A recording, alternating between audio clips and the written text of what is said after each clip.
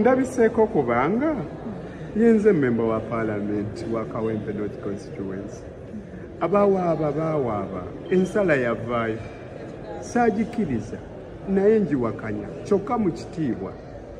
Amateeka gagamba nti bw'oba ojulidde nga gwe member wa parliament abaddeyo osigalayo okutuusa kooti ejulirwamu lwewe ensalawo yaayo. Yeyo y'ensonga lwaki nsigala nga nze akyaweereza nga member wa parliament wa Kawempe North constituency. Ekyo twakikola ne parliament ne tugitegeezaako y'ensonga lwaki ntudde mu parliament era olabye teri yansonzeemu yadde olunwe nti Nalukoola okola kyawo kuba nsaanye okutuulawo. Nabwe kiti ekifo ekyo si kyereere, ekifo ekyo kirimu omubaka waakyo ye Luyimbazi Nalukoola.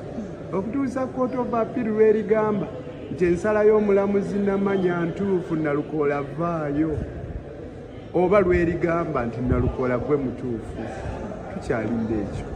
Ogenda kukomawo okudda okuvuganya ku kaadi y'e Kawempe nate? Namala dde okuwaayo empapula zange mu kibiina ekimyufu ekye-NUP era nina essuubi nti bajja kumpa. Kati nze nakola kabi ki? Olaba n'omutontomi agamba nti Kawempe yalonda Nalukoola. Ani anaabagaana okuddamu okunnonda? Nja kugenda mbaperereza newankubadde waliwo ab'olubatu abawakanya Nalukoola, naye abasinga obungi bagamba Nalukoola yali ku kituufu. Yes, oli ku Yugi Update TV kosinzira okubanga otuwuliriza webale nnyo kwekuumira ku mayengo gano. Awo wennyini we tugenda okubanga tutandikira gwe atannatweyongako kirira wansi waliwo ekigambo subscribe kikooneko obeere nga otwegattako omukwano gwange gwe eriyo ampuliriza.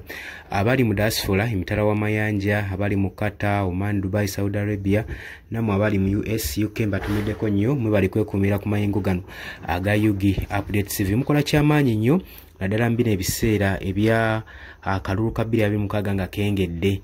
Awo tubeetaagira ddala mu abawuliriza abaffe saako nammwe abajja ne muteekayo comment section ne mutangaaza eggwanga ku ki ekigenda mu maaso. Kakati Nalukoola annyonnyodde ensonga bangi adde beebuuza lwaki ali mu parliament ate nga kooti yavaayo n'ekola okusalawo ng'egamba nti nno okuwangula kwa Nalukoola obuwanguzi bwali busaziddwamu oluvannyuma lwa Farida Nambi eyalagidde ku kadi ya NRM okubanga yawaaba omusango mu kooti era ng'akereiminga okubanga agusinga. Kati bangi bavuddeyo nga beebuuza ate waaki balaba Nalukoola ng'agenda mu maaso n'okubanga akomawo mu parliament olunaku olwaleero. Abula ye abannyonnyodde kavidiyo ako ke mbateereddeko nga bagamba nti yes olwakubadde baawaaba naye nabo baateekayo apiiru, naye apiiru tenaba kubanga esalibwayo, kooti ava apiiru tenaba kubanga esalawo kyankomeredde. Kati balinda okubanga kooti esalawo ekyenkomeredde okusobola okulaba nga bawa omwaganya eiza Nalukoola oba ava mu parliament oba asigalayo. Naye kati engeri gye yali awangudde